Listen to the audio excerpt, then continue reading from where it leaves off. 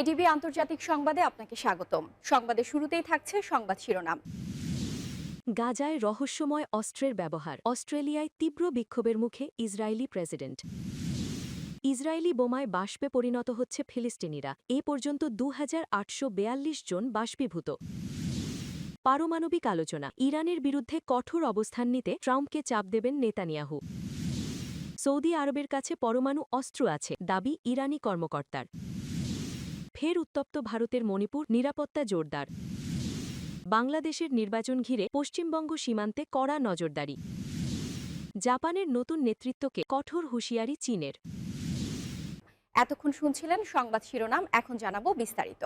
গাজায় রহস্যময় অস্ত্রের ব্যবহার, অস্ট্রেলিয়ায় তীব্র বিক্ষোভের মুখে ইসরায়েলি প্রেসিডেন্ট। অস্ট্রেলিয়ায় ইসরায়েলি প্রেসিডেন্ট আইজাক হারজোগের রাষ্ট্রীয় সফরের প্রতিবাদে বিক্ষোভ করেছেন দেশটির হাজার হাজার মানুষ। বিক্ষোভকারে কোথাও কোথাও পুলিশের সঙ্গে বিক্ষোভকারীদের সংঘর্ষের ঘটনাও ঘটেছে। এই ঘটনায় বেশ কয়েকজনকে গ্রেপ্তার করা হয়েছে। মঙ্গলবার অস্ট্রেলিয়া সফর শুরু করেন হারজগ। তার এই সফরকে কেন্দ্র করে রণক্ষেত্র হয়ে ওঠে সিডনি। শহরটিতে পুলিশের সঙ্গে সংঘর্ষের জেরে বেশ কয়েকজনকে গ্রেপ্তার করা হয়। পরিস্থিতি নিয়ন্ত্রণে আনতে মরিচের স্প্রে এবং কাঁদার গ্যাস ব্যবহার করে আইন শৃঙ্খলা বাহিনী। বিক্ষোভকারীরা টাউন হল থেকে নিউ সাউথ ওয়েলস পার্লামেন্ট পর্যন্ত মার্চ করতে চাইলে বাধা দেওয়া হয়। আদালত প্যালেস্টাইন অ্যাকশন গ্রুপের আইনি চ্যালেঞ্জ বাতিল করে বিক্ষোভের ওপর সীমাবদ্ধতা দিয়ে দেন। মোতায়েন করা হয় প্রায় 3000 পুলিশ। এদিকে ফিলিস্তিনের গাজার বন্দর শহর এবং আশেপাশের এলাকায় ইসরায়েলের রহস্যময় অস্ত্রের হামলায় হাজারো ফিলিস্তিনির দেহ উধাও হয়ে গেছে। আল জাজিরা আরবির এক অনুসন্ধানী প্রতিবেদনে এই তথ্য উঠে এসেছে।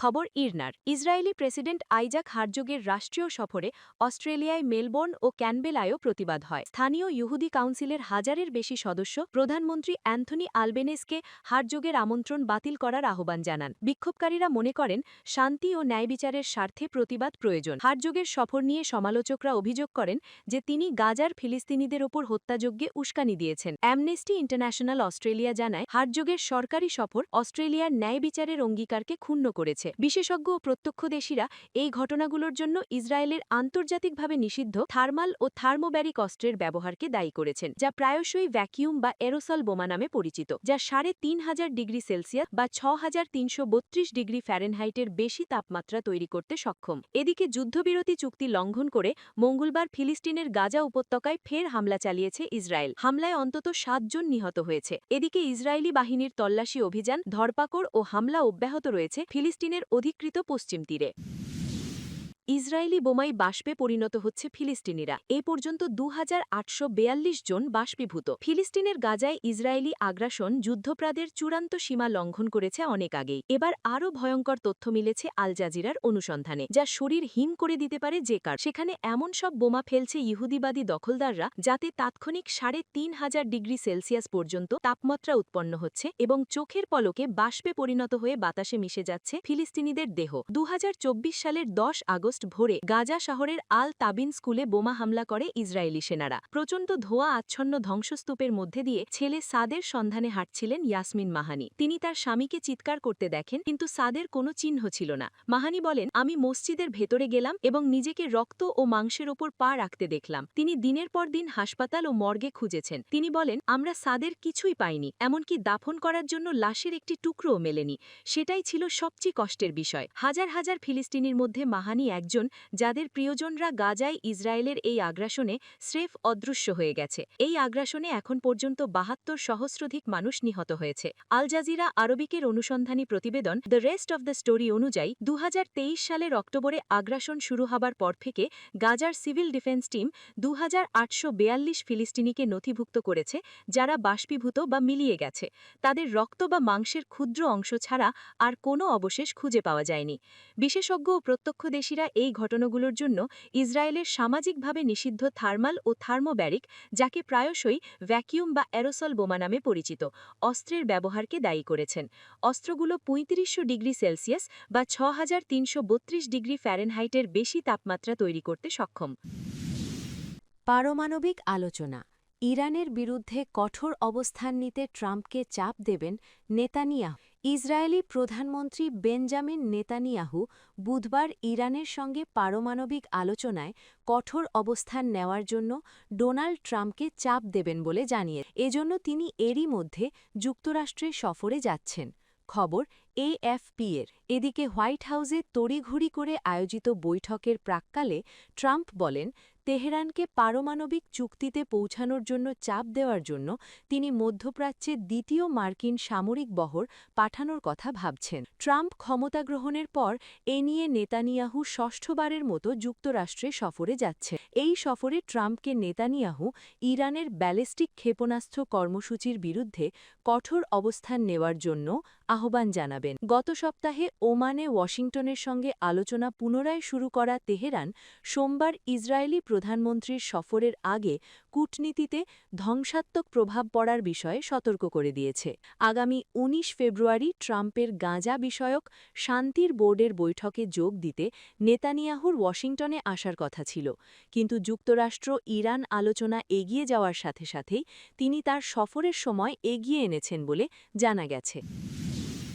সৌদি আরবের কাছে পরমাণু অস্ত্র আছে, দাবি ইরানি কর্মকর্তার। সৌদি আরবের পারমাণবিক অস্ত্র রয়েছে এবং মার্কিন যুক্তরাষ্ট্র এটি সম্পর্কে ভালোভাবেই জানে। ইরানের ইসলামিক বিপ্লবী গার্ড কর্পসের সাবেক কমান্ডার হুসেন কানানি আরটি সংবাদ মাধ্যমকে এমন তথ্য জানিয়েছেন। ইরানের কথিত পারমাণবিক অস্ত্র কর্মসূচি নিয়ে ওয়াশিংটন এবং তেহরানের মধ্যপ্রাচ্যে উত্তেজনা বৃদ্ধির মধ্যে সোমবার এক সাক্ষাৎকারে এই চমকপ্রদ অভিযোগ করা হয়। মার্কিন সাংবাদিক রিক স্যাঞ্চেজের সাথে সাক্ষাৎকারে গোয়েন্দা তথ্যের উদ্ধৃতি দিয়ে কানানি বলেছেন, এই সময় সৌদি আরবের কাছে পারমাণবিক বোমা রয়েছে এবং মার্কিন যুক্তরাষ্ট্র তা খুব ভালোভাবেই জানে। স্পষ্টীকরণের জন্য জিজ্ঞাসা করা হলে তিনি নিশ্চিত করেছেন, হ্যাঁ, এটা ঠিক। ইসরায়েলের মোসাদ এবং সিআইএ সহ বিদেশি গোয়েন্দা সংস্থাগুলিকে ইরানে সরকার বিরোধী বিক্ষোভকে সমর্থন করার জন্য অভিযুক্ত করেছিলেন।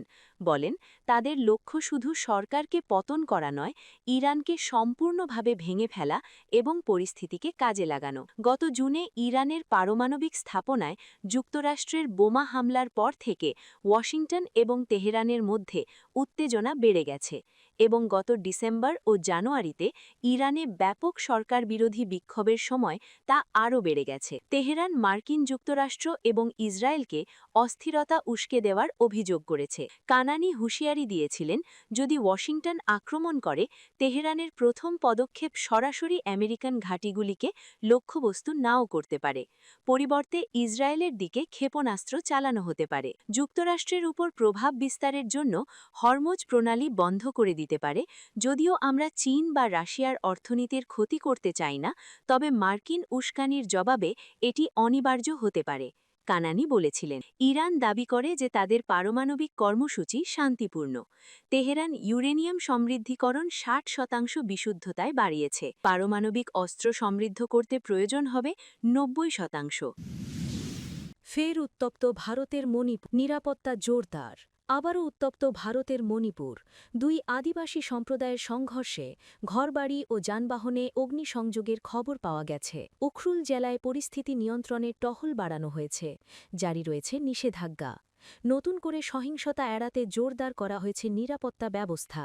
খবর এনডিটিভি। ভারতের উত্তর পূর্বাঞ্চলীয় রাজ্য মণিপুরের উখরুল জেলায় নাগা ও কুকি, এই দুই আদিবাসী সম্প্রদায়ের মধ্যে ছড়িয়ে পড়েছে সংঘাত সহিংসতা। দুই পক্ষের সংঘর্ষের পাশাপাশি বাড়িঘরে আগুন ধরিয়ে দেওয়া হয়। সোমবারের সহিংসতায় অন্তত ২০টি ঘর পুড়িয়ে দেওয়া হয় বলে স্থানীয় প্রশাসনের দাবি। পরিস্থিতি সামাল দিতে এলাকায় অতিরিক্ত নিরাপত্তা বাহিনী মোতায়েন করা হয়েছে। সংঘর্ষের পর এলাকা জুড়ে পোড়া ঘরবাড়ি ও ধ্বংসস্তূপ পড়ে থাকতে দেখা গেছে। আইন শৃঙ্খলা পরিস্থিতির অবনতি ঠেকাতে সতর্কতা জারি করেছে স্থানীয় প্রশাসন। নিয়মিত টহল দিচ্ছে নিরাপত্তা বাহিনী। এরই মধ্যে পুড়ে যাওয়া বাড়িঘর পরিদর্শন করেছেন মণিপুরের উপমুখ্যমন্ত্রী লোসি দিখো। এ সময় ক্ষতিগ্রস্তদের সরকারের পক্ষ থেকে সহায়তার পাশাপাশি সংঘাত বন্ধে সব পক্ষকে শান্ত থাকার আহ্বান জানান তিনি। লোসি দিখো বলেন, আমাদের শান্তি দরকার। শান্তি ছাড়া কিভাবে চলবে? আমরা আগেও এমন সমস্যার মুখোমুখি হয়েছি। এখন যদি দুই সম্প্রদায়ের মধ্যে নতুন করে আরেকটি সমস্যা শুরু হয়, সেটা খুবই খারাপ। তাই আমরা সর্বোচ্চ চেষ্টা করছি। দুই সম্প্রদায়ই ইতিবাচক মনোভাব দেখাচ্ছে। তারা আরও বোঝাপড়া ও শান্তি চায়। ২০২৩ সালের মে মাস থেকে মণিপুরে বিভিন্ন সম্প্রদায়ের সহিংসতায় এখন পর্যন্ত প্রাণ হারিয়েছেন প্রায় ২৬০ জন। গৃহহারা হয়েছেন ৬০,০০০-এর বেশি মানুষ। বাংলাদেশের নির্বাচন ঘিরে পশ্চিমবঙ্গ সীমান্তে কড়া নজরদারি। বাংলাদেশের ত্রয়োদশ জাতীয় সংসদ নির্বাচনকে সামনে রেখে সীমান্তবর্তী পশ্চিমবঙ্গের বিভিন্ন এলাকায় নিরাপত্তা জোরদার করেছে পুলিশ প্রশাসন। বৃহস্পতিবার ভোট অনুষ্ঠিত হওয়ার আগে যে কোনো অনাকাঙ্ক্ষিত পরিস্থিতি এড়াতে সতর্ক অবস্থানে রয়েছে আইনশৃঙ্খলা বাহিনী। মঙ্গলবার সকাল থেকে উত্তর ২৪ পরগনা জেলার স্বরূপনগর ব্লকের বিভিন্ন এলাকায় তল্লাশি অভিযান শুরু হয়। তেঁতুলিয়া কংক্রিট ব্রিজ এলাকায় বিশেষ চেকপোস্ট বসিয়ে যানবাহন তল্লাশি চালায় স্বরূপনগর থানার পুলিশ। জানানো হয়েছে ১২ ফেব্রুয়ারি পর্যন্ত এই অভিযান চলবে। বুধবারও হিঙ্গলগঞ্জ থানার অধীন সীমান্ত সংলগ্ন সড়ক ও কালিন্দী এবং ইছামতি নদীপথে একযোগে নজরদারি জোরদার করা হয়। লেবুখালীর ভেসেলঘাটসহ একাধিক গুরুত্বপূর্ণ পয়েন্টের তল্লাশি চালানো হয়। সীমান্তমুখী বিভিন্ন প্রবেশপথে ব্যারিকেড বসিয়ে গাড়ি ও মোটরবাইক থামিয়ে কাগজপত্র পরীক্ষা করা হচ্ছে। সন্দেহভাজনদের জিজ্ঞাসাবাদ করা হচ্ছে এবং নদীপথ ও স্থলপথ উভয় দিকেই নজরদারি বাড়ানো হয়েছে। বেআইনি অনুপ্রবেশ, অস্ত্র বা নিষিদ্ধ সামগ্রী পাচার এবং দুষ্কৃতীদের গতিবিধি ঠেকাতেই এই বিশেষ ব্যবস্থা নেওয়া হয়েছে বলে জানিয়েছে পুলিশ। এছাড়া সীমান্তমুখী সড়ক ও অপরাধপ্রবণ এলাকাগুলোতে সীমান্তরক্ষী বাহিনী বিএসএফও কড়া নজরদারি চালাচ্ছে। সীমান্তবর্তী এলাকার আবাসিক হোটেলগুলোতেও তল্লাশি অভিযান পরিচালনা করছে বসিরহাট পুলিশ জেলা। জাপানের নতুন নেতৃত্বকে কঠোর হুঁশিয়ারি চীনের। জাতীয় নির্বাচনে জাপানের অন্তর্বর্তী প্রধানমন্ত্রী সানায়ে তাকাইচির দল জয়ী হবার পর টোকিওকে কঠোর সতর্কবার্তা দিয়েছে চীন। বেজিং বলেছে, জাপানের প্রধানমন্ত্রী যদি কোনো প্রকার বেপরোয়া পদক্ষেপ নেন তাহলে তার সমুচিত জবাব দেওয়ার জন্য প্রস্তুত আছে চীন। গত ৮ ফেব্রুয়ারি নির্বাচনে ভূমিধস জয় পায় তাকাইচির দল এলডিপি-এএফপি। ২০২৫ সালের সেপ্টেম্বরে জাপানের সাবেক প্রধানমন্ত্রী শিগেরু ইশিবার পদত্যাগের পর অন্তর্বর্তী প্রধানমন্ত্রী হন সানায়ে তাকাইচি। তারপর নভেম্বরে এক জনসভায় চীনের উদ্দেশ্যে হুঁশিয়ারি দিয়ে তিনি বলেন, স্বায়ত্তশাসিত ভূখণ্ড তাইওয়ান ভূখণ্ডে যদি চীন কখনো হামলা চায় তাহলে সামরিক সহায়তা নিয়ে তাইওয়ানের পাশে থাকবে জাপান। তাকাইচি এই মন্তব্য করার পর প্রায় তাৎক্ষণিকভাবে প্রতিবাদ জানিয়েছিল বেইজিং, কিন্তু জাপানের সরকার এ বিষয়ে আর অগ্রসর না হওয়ায় সেখানেই থেমে গিয়েছিল ব্যাপার।